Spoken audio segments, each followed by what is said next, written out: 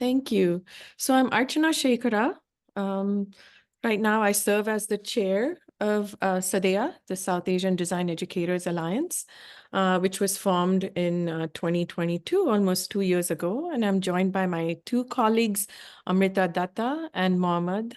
Amrita teaches at Heron School of Art and Design, and Mohammed is at Cincinnati, at University of Cincinnati, and I teach at Illinois State University. And it would be great if you all will introduce yourself. Please feel free to unmute and introduce yourself. Swati? Yeah, I can go ahead. Hi, I am Swati Piparsania. I teach at Pratt Institute as an industrial design faculty. And I have been teaching for 6 years now, and 4 of my teaching years have been at Pratt, and 2 of them have been at ASU. And Nipuni invited me here, so I am excited to get to know all of you. Thanks for having. Thank you so much, Swati, for joining us. In fact, we have Nipuni here as well. Hi, everybody. How are you? Sorry, I got late. I'm joining from Sri Lanka and it's pretty late and I'm jet lagged also, so I'll keep my camera off, but I didn't want to miss this. So yeah, excited to be here. And Swati, so good to see you after such a long time. Yes. I know. Hi, Nipuni. Hi. So to give a quick intro, I'm the treasurer of SADEA and have been working with all these wonderful folks for a few months now. And I formerly taught at Arizona State with Swati till about 2 years ago. And then I moved to California and I'm currently, before coming to Sri Lanka for this vacation, I was kind of working on my own stuff. I'm not faculty anywhere right now, but I'm always interested about design education. So excited to be here. Thank you so much for joining us, Nipuni, all the way from Sri Lanka. That's super inspiring and commitment. So we have Gautam Rao. Yeah, hi. I'm Gautam. I teach at Butler University. I have the kind of unique experience of teaching. Like I teach graphic design, I teach painting, drawing, kind of a range of sort of artistic endeavors, and just really excited to kind of be part of this. Thank you so much, Gautam. We have Soumya. Hi, everyone. My name is Soumya. I'm most definitely not a design educator. I work at this organization called the Center for Public Impact, which is focused on city innovation and systems design. And I have sort of stumbled into the world of design, and I'm really curious to learn more about design. And I don't think I've ever come across a group of South Asian designers. So I'm really excited to be in the space to just learn and hear from you all. And please let me know if I'm in the wrong space. I can most definitely leave as well. Oh, no, Soumya, you're not in the wrong space. You're in the right space. You're with us. So thank you so much for making the time and joining us. Really appreciate that. Janine? Good morning from where I am in my part of the country, and good afternoon and good night to those that are across the oceans. I find myself as well in a space that I joined because I work for the Minnesota Pollution Control Agency, and we have IDEA credits that we need to obtain around DEI. And I am always looking for a new opportunity for my staff to join us. And so if I'm in the wrong space as well, I will be happy to lead, but it sounds exciting. And so again, I come from the Minnesota Pollution Control Agency, and this particular this opportunity was available to our agency staff and managers to participate for those credits that we are interested in. And I'm always trying to do something a little bit different for our agency and our staff to have inclusion and diversity. So thank you for having me. Janine, so good to see you, and so wonderful of you to join us. And then I did not realize that we had such a far reach. And then and so this is super exciting, right? So you're of course you're welcome to join this space, and we really appreciate you joining us. So thank you so much. And we have Ruchita. Hi, everybody. I am Ruchita. I'm a doctoral student at Arizona State University. I have been a member of Sadia for a few years now, and I have some teaching experience with Archana at ISU, and I was also teaching before that as a graduate student at UIUC. I'm really excited to be here and learn more about the process. Thank you. Thank you so much, Ruchita. Always wonderful to have you. And Amrita, would you like to introduce yourself, please? Sure. I'm currently an assistant professor of visual communication design at Indiana University, Indianapolis. So I teach at Herron School of Art and Design. Been there for the past 3 years. I did my undergrad at Kent State University in Ohio, and then my master's at actually Herron. And I'm also pursuing my PhD in American Studies as a part-time student. So that's been going on. I don't always talk about it because it's just part-time, but it's going slowly. The credits are being chipped on. So yeah. All right. Thank you so much. Thank you, Amrita. Amrita also serves as a vice chair for Sadia organization. So thank you. And we have Mohammed. Hello, everybody. I'm Mohammed Rahman. I am an assistant professor in the School of Design at University of Cincinnati. We call it DAP, the College of DAP, if you know. And my background is interdisciplinary. It's in architecture, my undergraduate, and then my master's was in design from Chicago, University of Illinois at Chicago, UIC. And then I am pursuing my PhD right now in architecture as well. So my focus is more about like the signage and wayfinding component in the urban areas. So I think there is a good mix between architecture and graphic design right there. And I serve as a secretary right now for Sadia.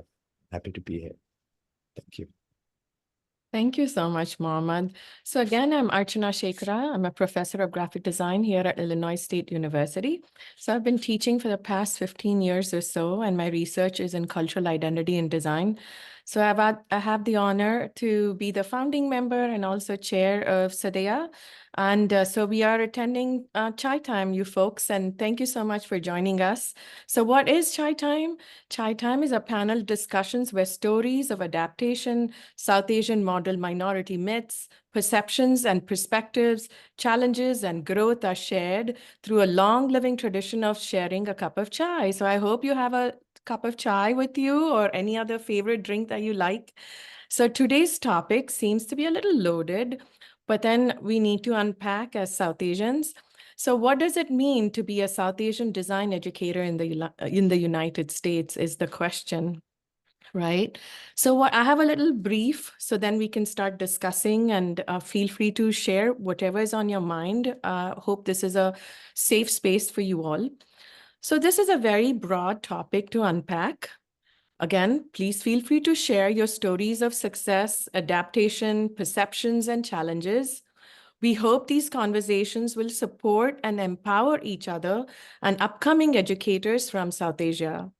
This will also open pathways for new dialogues within design education and reach greater audiences. So we will be sharing this on YouTube and providing links, and perhaps, who knows, collection of these ideas can be documented into a book. Who knows? So we are thinking of many, many things in way of disseminating these dialogues.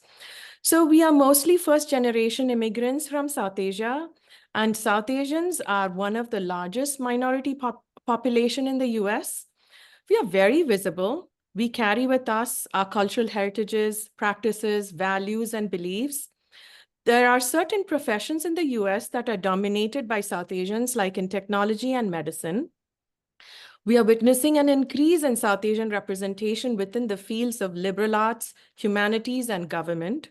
However, in fine and applied arts, the growth has been slow. As an educator, I'm delighted and grateful that we now have a community through Sadea. Although we are visible in academia as colleagues, how much of our teaching, research, and service are visible and acknowledged? We are silent at times and don't speak out because of fear of being labeled, or sometimes we are taught to, not sometimes, most of the time, we are taught to respect authority as one of our values. How about our classroom spaces? How are we perceived in the classroom? What are our collected challenges when students seek validation from us? So as tenure track faculty, how do we navigate tenure and promotion? We discussed this topic in December, that was 2023 edition of Chai Time. And thanks to all of the participants for their vibrant and honest discussions. So what about collaborations? What opportunities do we get for collaboration, especially if we are living in small towns? What about immigration and visa issues for professional practice along with teaching? How about mentorships? How do we find South Asian faculty mentors or BIPOC faculty mentors who can support our teaching and research endeavors as grad students and even as teachers? And what about recognition? If we were recognized by administrators at our university, of course, we initially like it and enjoy the acknowledgement, but later we realize that we have been tokenized, which may result in cultural taxation. How can we feel safe, understood, accepted, and respected? Are we safe, understood, accepted, and respected? So what does it mean to be a South Asian design educator in the United States, right? So it's a larger question. So maybe we can, if we have lots of dialogues, maybe we can do part one now, and maybe we can do part two in December or something. So I would really appreciate and be very thankful to all of you to kind of share your own thoughts. Maybe you can raise your hand and then you can start speaking, or we can have a very, like I said, it's a very casual kind of dialogue. So maybe we can start with visibility. Like when I mentioned that we are so visible as minority groups that sometimes we look like majorities at times, right? And then, so we do carry with us our cultural heritages, practices, values, and beliefs. And then, but there are certain professions where we are highly visible. And within design, we are not as much. So how can we become more visible as South Asian designers or design educators here in this country? So let's talk about visibility, if we can unpack visibility. So please feel free to raise your hand, chat, and then, yeah.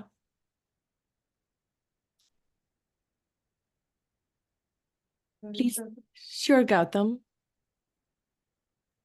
Well, I want to kind of like, maybe, pick up on the thing that happened like just a few minutes ago, the idea that, we have like members who have that sense of like imposter syndrome, like, should I be here at all?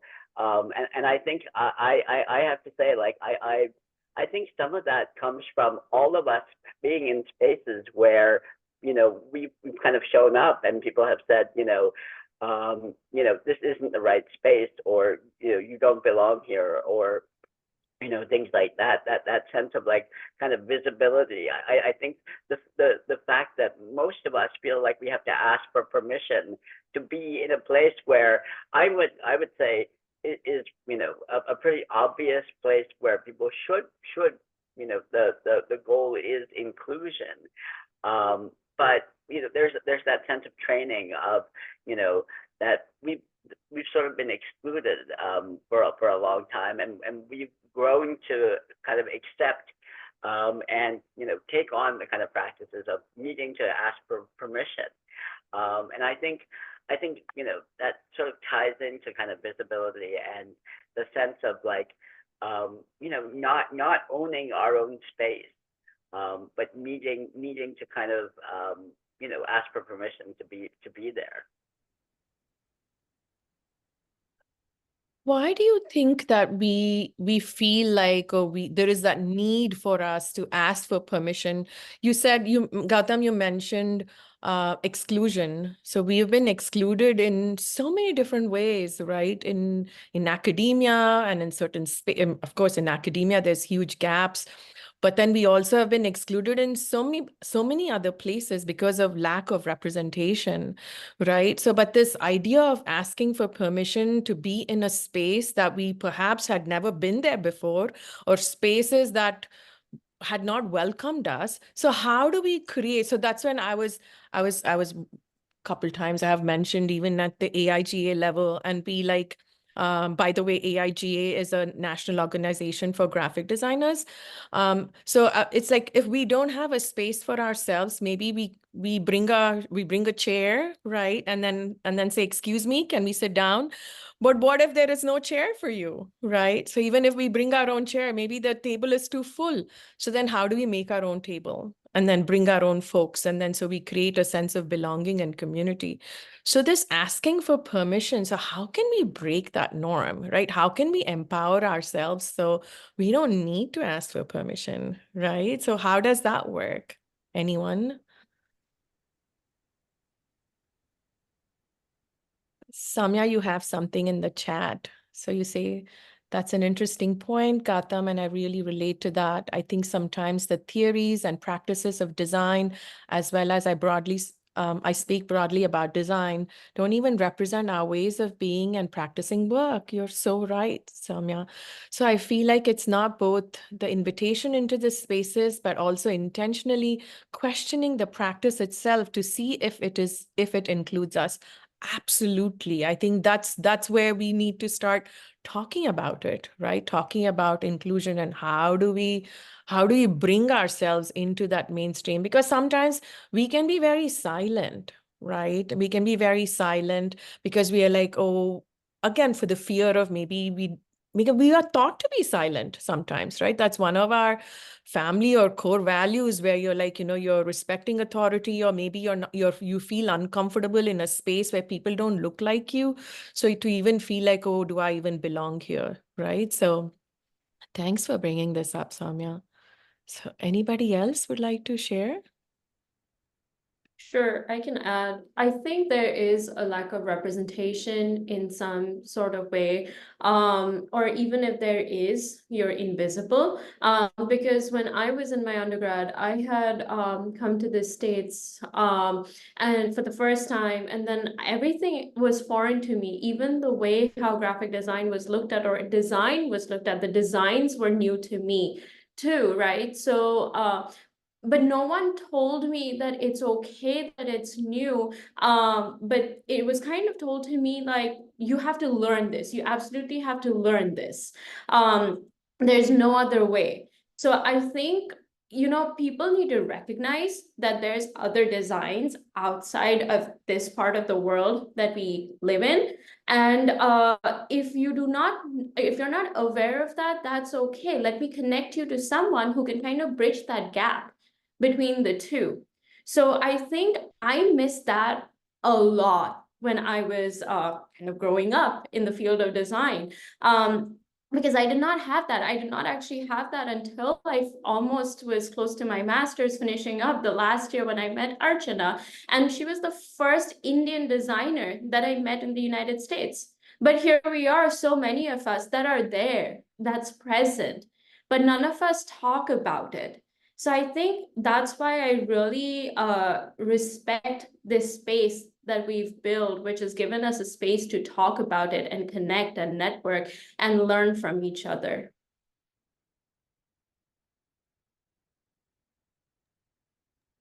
I can add to that. I think one other aspect of visibility is also, part of it is tokenization, but part of it is also feeling like I'm asking for too much when I am in that space, and I'm hired in that space, and then still me recognizing myself as an other, because these spaces are not designed for us, don't accept our, forms of knowledge, don't don't have theories that back up our experiences, but then we have to alter our lived experiences to accommodate to Western knowledge and Western forms of education. And I think that it's like those substances contribute to where do I fit in? And it's very challenging because they're small things of like, if I'm going for a conference and everyone, the school pays for everyone's conferences, and I feel like I don't belong in the conference. I don't belong in the space of asking someone to financially support me. And like all the burden falls on, I have to be, because our struggle has been so independent and non-communal that it feels like I have to just, suffer to kind of get where I want to be. And that's been really hard of me telling myself I don't belong here, and everything around not supporting doesn't help either. So I don't know. I think that's, yeah. I think you make a great point, Swati. I think there's a sense of validation that we need at all times, and I have that at work and outside as well. I don't know, as an immigrant, sometimes we are kind of made to feel like we need to do more, we need to do a lot in order to make our voices be heard and represented. But also at the same time, when we are doing it, people are like, oh, you're doing too much. You need to stop. So there's like a constant battle between the two. Especially as an assistant professor, like, trying to make it to all those conferences and trying to get funding for all those conferences. It's hard.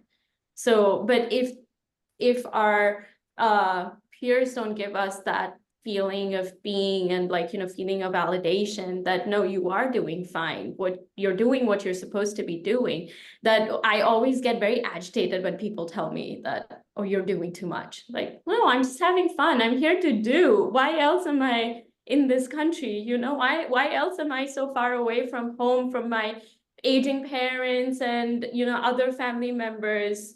Like that's what I came here to do it. Yeah.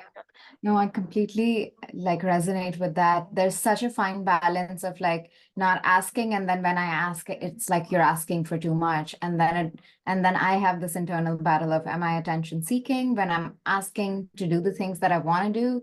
But then my identity is someone who is supposed to be in the background, but then someone who comes forward and asks for something, then it's wrong too. So all the spaces are such battle spaces and spaces of conflict. Because we have internalized at times where in order to be noticed or visible, whether that's an intention or not, we tend to work twice as hard, right? But to be, again, are we seeking validation? Are we seeking recognition? Or this internal mind that tells us that we need to do more, right? Otherwise, we might not be good enough, right? Or perhaps people might question us, especially people who are in that tenure track positions, or even not just in academia, perhaps in a more of a general professional working life. We as South Asians or we as immigrants tend to work twice as hard, right? So then again, we are always constantly seeking that validation. And like how Swati and Amrita, both of you put it so well together and saying we have this internal conflict. And when we do, and we are performing well, we can see that in our own merit raises or whatever that is, but we are also constantly told you're doing too much, right? But then when we don't do it, right, thinking that, oh, am I doing too much? When we question and we do a little we take a break or whatever that is, then all of a sudden your raises or your your merits or whatever that is, your performance will be evaluated differently. So in a way, you can't keep going, neither can you stop. So where is that fine definition? Nobody knows, right? So in that way, you just keep doing it because you love it, And then this is why you're here. And Amrita, you said it so well, saying we have aging parents back home, but we are here in this space because we want to do this and we want to succeed as immigrants, right? And that's why we are here in a new country, an adopted country. And I'm just looking at Nipuni's post on chat. That's been my experience as a student too, Amrita. The problems that were valued as being worthy of solving didn't feel like problems I could relate to, nor the design languages being promoted, minimalistic, trend-driven. Yeah, like we come from societies where we don't understand minimalism because space is so important to us in terms of space could be sacred, right? Space is so divine, but then also more and more is the concept, right? When the understanding of less is more is something that as designers that we have to kind of cultivate, right? And Janine, you also posted, it is important to remember that we are more than enough to show up and not apologize who we are when we arrive. Yes. Yes, please. We have worked hard in our respective field of education, work, and careers that those who may not have accomplished as much can make us feel like we do not belong. I love what the late Shirley, how do you pronounce the last name, Janine, so I won't mess up, please? Chisholm. Chisholm said that if you do not invite you to the table, bring your own folding chair. And I add, we should not feel badly and that we are more than enough and better. Thank you so much for sharing this on chat. And Janine, is there anything else that you want to share?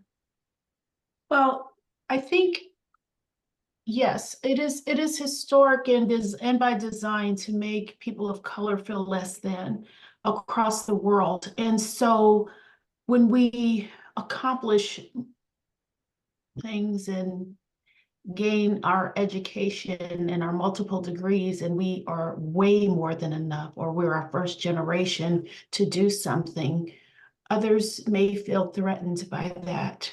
People of power, colonialism, things of that nature. So we find that we walk in the same spaces sometimes, but we would never talk about it in any other space. And so I thank you all for welcoming me here, but it actually happens in multiple cultures, anyone of color. And I just feel like in some ways we are threatened. We're threatening too without reason, but we don't have a nature to threaten. It's just that that's how we're perceived. But we must remember always that we are more than enough. We are more than enough. And like I said in parentheses, and better. So it's just a little golden nugget of pearls of wisdom that I've learned in my many, many decades of life. Mm-hmm. Yeah, I think we are more than enough. You're right, absolutely. And I think maybe that should be our new slogan. We are more than enough. Yeah. Thank you. Thank you. You're welcome. Thank you. Anyone else would like to share?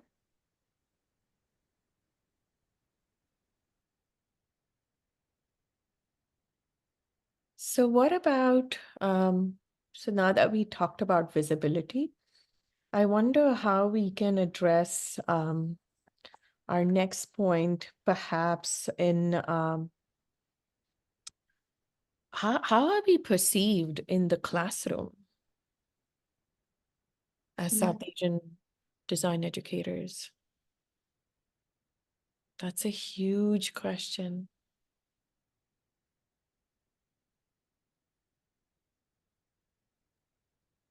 It's such a powerful question too, because I like the first year of me teaching was the hardest year.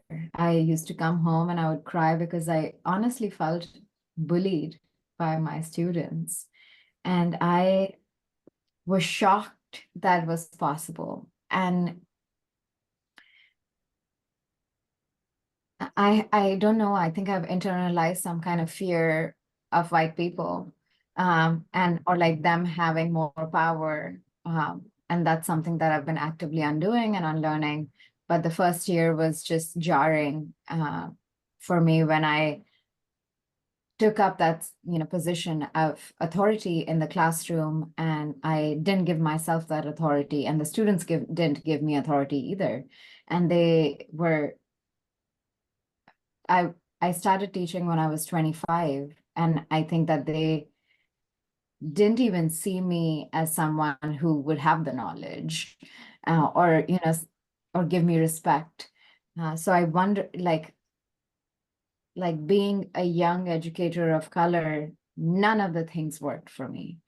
And it was really challenging. And then my attitude towards teaching is experimental and playful and critical of, and this interpersonal, and it, all of these things do challenge the systems of power that are normative and how we exist. So it's been hard to do something alternative and have this identity. It complicated things for me, and now I now have some time of experience, and I've been able to find ways of when do I have to change my personality to be able to get respect, at the same time be heard, and still be playful. And it took me a very long time to get here, and it was very, very difficult. So I don't think it comes naturally with us. It has to be asked for in very specific ways. And I don't want students to have fear of me either, fear of grade either. So how do I navigate being someone who's respected but not respected out of fear? Has been an interesting journey. I think I'm still on it for sure, but it's been something very powerful and impactful in how I think of my pedagogies.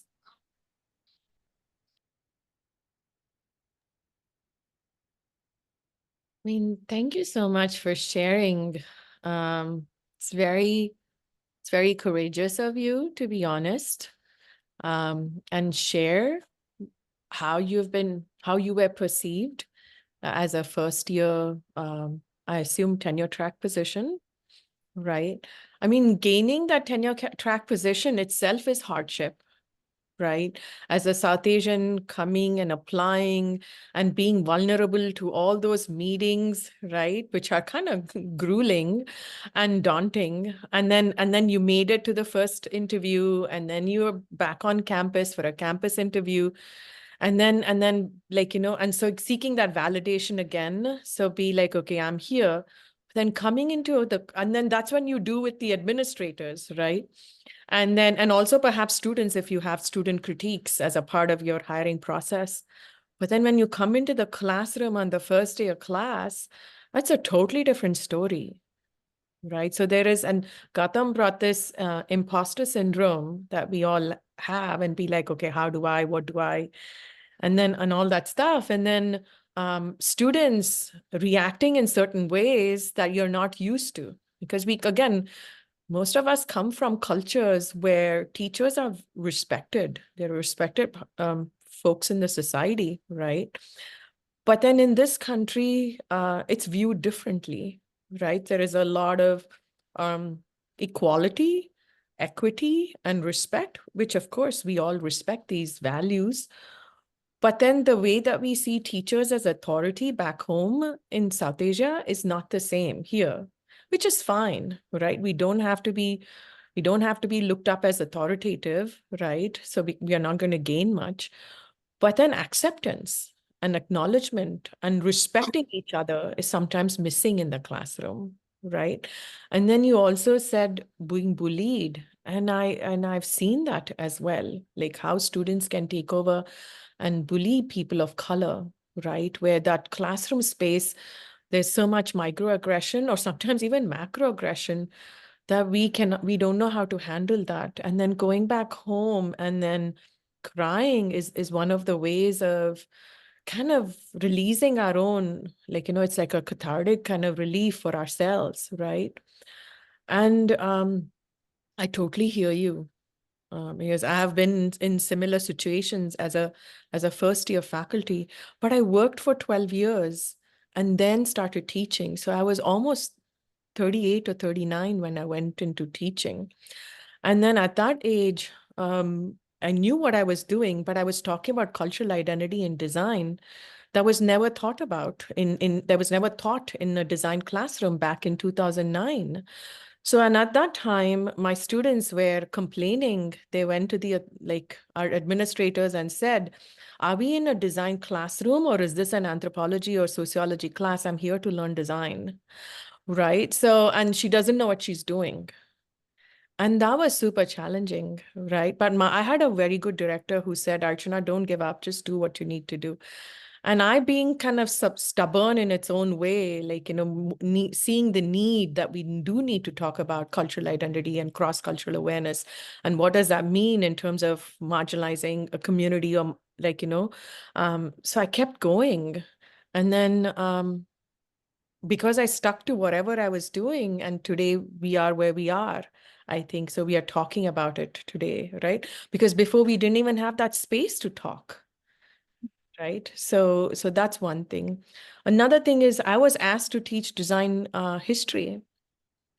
I'm not a historian, even though I took tons of art history classes, not a historian. And not many my seniors did not want to teach that course. So it just came to me. And I was just like, oh, how do I do this? Right. So it was so difficult. So I was just doing whatever the previous instructor was doing. But then my student feedback form came out to be, she doesn't know what she's doing. And even my faculty evaluation letter said, the director at that time said, "We are not going to renew your contract for next year, even though you're on tenure track, if you don't resolve this."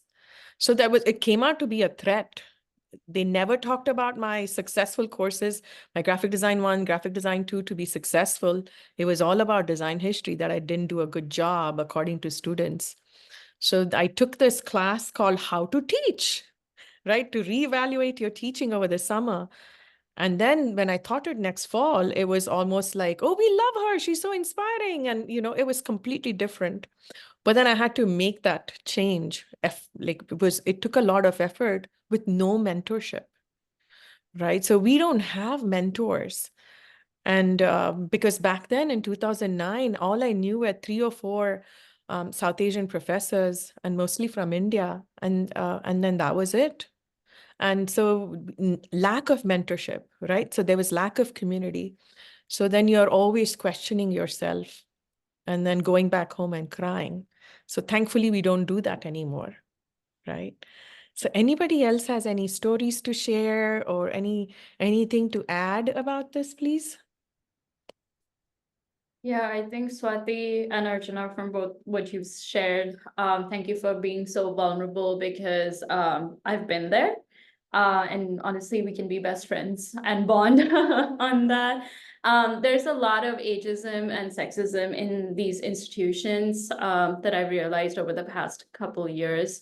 If you're young, you're not good enough. If you're old, you're too old to teach and you're out of the trends. If you're a woman, then you have your own problems. If you are a man of color, then you have your own problems related to that. I think it's hard, because in this country, we are put in a very different position altogether, just when we land here, right? Because of all the narratives that have been fabricated around us. So it's hard with that, being there, because if we are not the ones to unpack, who else will? But we also need to get that support from others. I talk about this in my student evaluation forums a lot, because as you were saying, Swati, like, how do you don't want your students to fear you, but also at the same time, we have to be strict, because half of the times the strategies that have been given to me, they don't work for me. They don't work for my skin color and the way how they've seen me, because students cannot relate to me because I don't speak like them, I don't dress like them, I don't enunciate or pronounce my words like them. So, you know, they can't relate to me. So I need to find my own identity within that teaching space. And sometimes that is asking for more respect, and that asking can become where I'm more strict and I need them to do things the right way as I want them to do it, right? But I don't want my students to fear me at the same time. So it's a balance. It's a hard balance, I feel like, which I'm still trying to navigate. And Archana, the same thing that you said about the student evaluation forms, I've had the same experience. Like I said, we are the ones who need to unpack these subject matters. I teach cross-cultural design, and I'm put in that position where I'm the one teaching it, but I'm also getting harassed by it afterwards for teaching a class like that on the student evaluation forms, because it becomes like, oh, this was the most hated class I took because, you know, this person hates America, or they do not this is a sociology class, this is not a design class. Just because I do not want to teach design in a superficial level, I want to go into the depths of history and understand that and then teach it from that perspective, right? So I think it's something that I'm learning too, and a space like this provides that voice and that empowerment as we kind of, you know, speak about it. Wait, sorry for the rant, Mom, but go ahead. No, thank you, everyone. I think it's, I mean, I think I hear you all and I accept, I think there is something about acceptance, but also something about us. We can also think about acceptance, like what will come, like what's forthcoming, what will happen. So I think there is like two ways of acceptance. One is acceptance, like accepted or being accepted, or how do we actually think about acceptance from our students' perspective as well. So I think I will always be an alien, like to them when I was coming with my own identity. I'm Muhammad, I'm a male. I'm talking about like my own cultures and everything. So that's a little exotic and every. So I heard a lot of interesting student evaluation in my first couple of years. Also, it was online. So I was saying like acceptance can be very difficult over there. So when I started in 2020, I didn't have a lot of soft skills because it was all online. It's a very dramatic phase of, you know, but our students, their expectations were always high. So that is another level of thinking. For example, in Pratt, it will be very different than say ASU. In my understanding, what I did, my methodology was I was trying to be very transparent with my faculty. I was trying to be very transparent with my students as well. How to do that? Like, for example, this is where I'm struggling. You guys can help me. What do you want from me? Or this is where I'm really good at. And these are the examples that I have done before. And these are the collaborations that I've done before with other people. So then students also accepted me in a different way. It was a little struggle, but it was less of a struggle for me because I really opened myself, and it's like an open book. So accepting my own flaws or own things which I'm trying to adopt, I think can be helpful.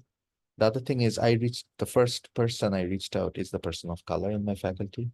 I said, like, what was your experience? Because I was really trying to understand. And she said the same thing that I had. She said, like, okay, you know, this is how students actually treated me. I'm in Ohio, of course. There is a political situation right there. So and I really got encouraged by that. I said, okay, so that's normal then. So I accepted it, that it's not going to be, I mean, the students are not going to accept me right there. I think that calms me down. And also that helps me to navigate through like, okay, what are the ways you have done? So why don't you come to my class when I'm teaching? You're not being like a big brother, big sister to me, but also you can see what am I doing and give me some feedback. So I invited her into my class. That needs a lot of courage. I understand that needs a lot of like, you know, but I actually did that because I knew it is going to happen. We have like 80% female student in my class. And that is another factor sometimes. So this is not just about the identity. Sometimes the identity mixed with other factors that can be convoluting as well for the students. I don't know whether I made much sense, but that was my method of doing this, and I'm still learning, still constantly changing my ways of teaching, ways of interacting with them, ways of updating myself. Like this might be useful for them to be more friendly rather than being friends with the students, right? So trying to be more friendly in my own ways, but I also held my head strong by saying like, this is what I'm trying to give you, which you are never going to get from others. So there is a pros and cons, but I accepted the cons as well. So I think that helped me in my own way. Thanks, Thank guys. you. Thank you for sharing this, Mohammed, about like how do we bring in our people that we believe can be our mentors, who could give us like feedback that would empower us, right? And I have, like in the beginning, I have done something similar as well, especially in my design history classes, where I've brought in people who are from, we have the center called Center for Teaching and Learning for Faculty. So I have brought them, and they are not designers or design faculty, but then they are good advisors. So I've brought them into my classroom and just like, listen to me teach and give me feedback and all that stuff. And then it's called midterm chat. And I think that's what, at least at ISU, we have that. But then I also read what Ruchita has on chat. She says, I agree there's a lot of vulnerability to confront internally and externally as an educator, but I must say that I've been fortunate to be in spaces as an educator and student where there's a room to talk about diversity and your point of view. Today's students are more aware, appreciating and accommodating the other, and are driven by a critical mindset. I try to bring these conversations to my classroom to help me and my students navigate these together. Yeah, I totally agree with you, Ruchita. Like, we are living in different times now, right? Things have changed, especially things have changed, at least whatever that I have noticed and I've witnessed is that after George Floyd's murder, things have changed. Suddenly, people became so much more aware that Black Lives Matter, right? I mean, even though people, the Black community have been so vocal, we have seen so many murders that are so frequent in this country. And then the news media says so many things, but then not everybody had taken it. It had not really gone into and sunk into people's mind, body, and soul, right? But when people saw the murder of George Floyd actually happen, and then that was captured, and then people saw it, I think that moved a lot of people mentally, right? So, and I think, and then the organization like Black Lives Matter really talking about it in a very graphic kind of way. And then I think that's when people were like, okay, we need to really think about how do we address, and that somehow slowly started trickling into design as well. It trickled into so many different fields, but then also into design. And that's when I thoroughly, I'm so grateful for the Black design community who have been so vocal about it and offering conferences and then so many like, dialogues and then chats that's happening, right? Um, and then for us as South Asians, of course, we haven't gone through that kind of genocide or anything, but genocide has happened back home. But at least here in this country, we haven't experienced that kind of genocide, right? We are still a community that's thriving. But then these tiny, they seem very tiny, right, for people who are from the outside.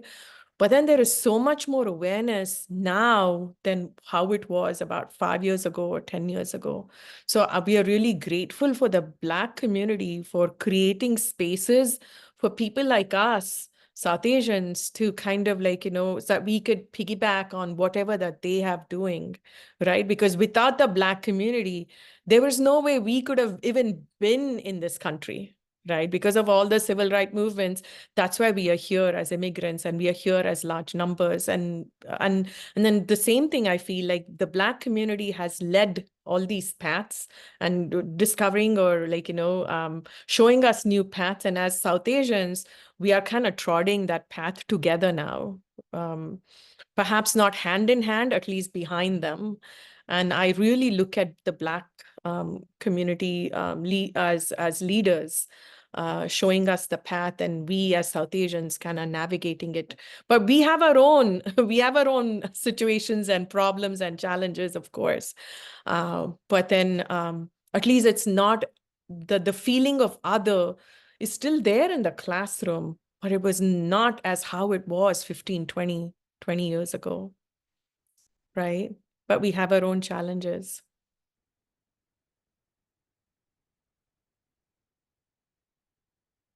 Anything else that you want to share about experiences in the classroom, whether it's micro, macro? We have our own implicit biases, right, that we need to kind of address.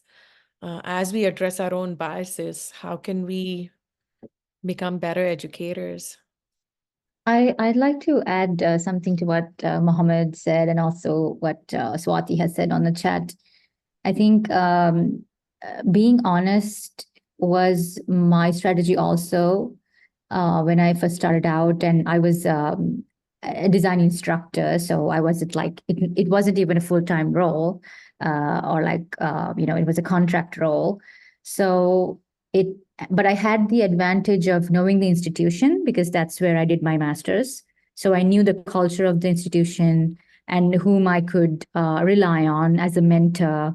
And I knew the kind of support that Arizona State gave its faculty. And so it was kind of like there were less things to navigate, I guess, in terms of administration. But then in the classroom, I sort of went on the same route of like being very honest. I had like a positionality statement when I first started, where I was very upfront about this is where I come from. This is this tiny island in the Indian Ocean. This is what my people look like, and since I was teaching industrial design, I would maybe give some examples based on the classroom, like these are the objects that we used, and we have been making these clay pots for like 2000 years, and kind of giving myself that value of I have a history in design and craft making that my culture gives me, and I can stand on that, right? And really, making that kind of like a almost like an armor, right? And being proud of that, that really helped me to not shy away from the things that I didn't know. And of course, I didn't know all the things, right? I did not have much industry experience in the United States, although I had worked as a designer in Asia.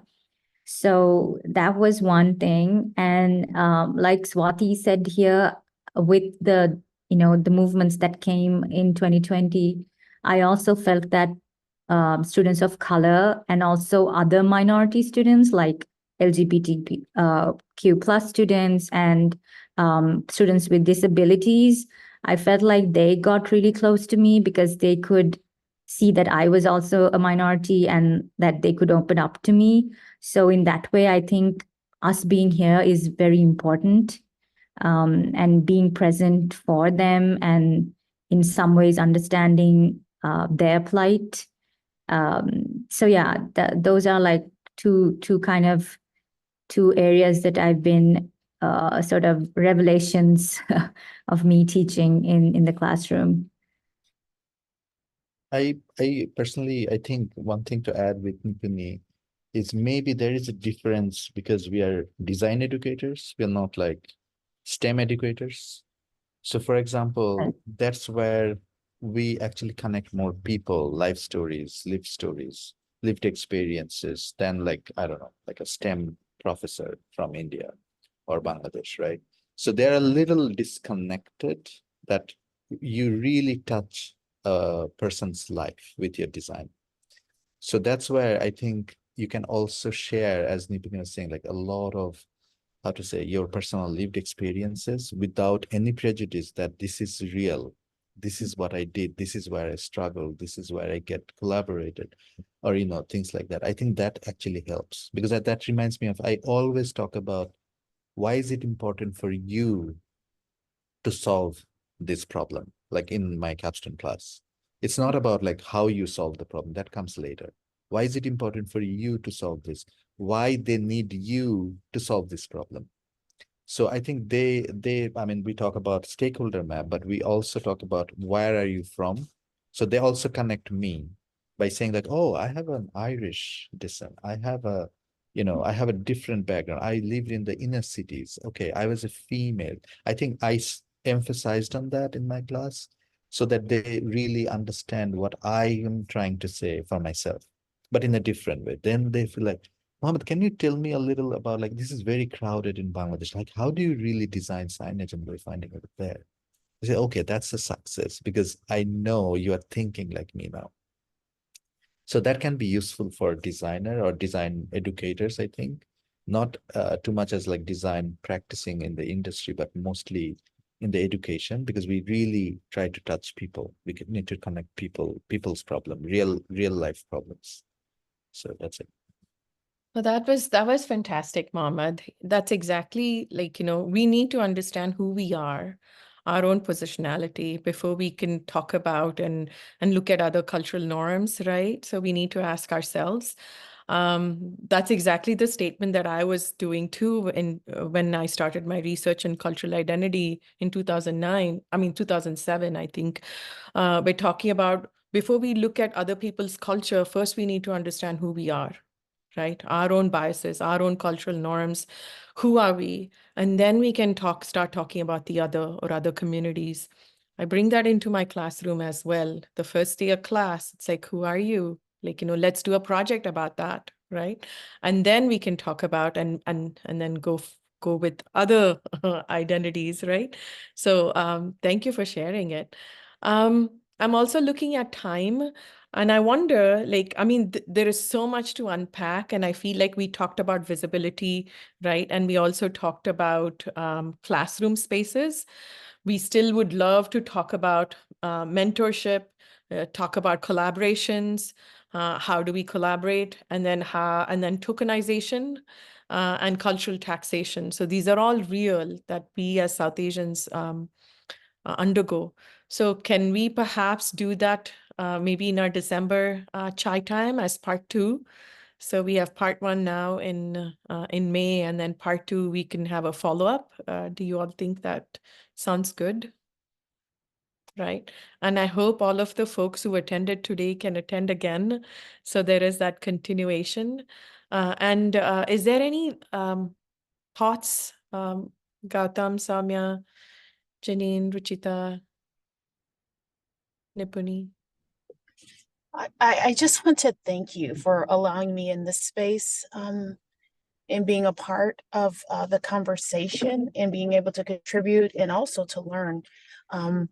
I do plan to come in December, so thank you so much for having me, as I actually stumbled upon this, and I am so glad that I did. Thank you so much, everyone. Thank you for joining us, Janine. Mohammed, you have your hand up. Yeah, quickly, I was, before everybody leaves, I think it's important for us to bring more people as well for like in the future. So if you find it interesting, if you find it more productive, bring your own folks, as you know, because it's impossible just for us to bring everybody. So I can invite everyone, like Janine, Swati, Choma, everyone, try to spread the news to other people so that I think we can have more interaction. Thanks. Thank you, Mohammed. Any other last thoughts before we sign off? Nipuni, you had something? Yeah, I was just going to say it would be nice if we could share even just internally with the folks who signed up and maybe like people who are on our mailing list, just like a little summary of the things that sort of surfaced today in a way that, we are not sharing like the personal details of everything that was shared, but just kind of like a gist of, the conversations that came up would be nice, I think, to build up on. I think that's an excellent suggestion, Nipuni. Perhaps a summary, right? A short summary. Perhaps that could go out in Yeah. as well, right? Yes. And be like, Yeah. this is what we discussed, and we have part 2 coming, and please Yes. come and attend. I think, thank you for that suggestion. Yeah, of course. Anything else before we wrap up, everyone? Okay, thank you so much for joining. So you all have a good afternoon, Nipuni, a good night. So thank you again, and have a great summer. Our next event is going to be Reflections of Peace in July. We're going to be talking about the peace posters as an event that we did. Not an event, sorry. It was a collaboration of posters about peace in an Indian context. So we are going to host that event pretty soon. And then followed by Design Charcha in August. So everybody take care and have a great summer. And I will pause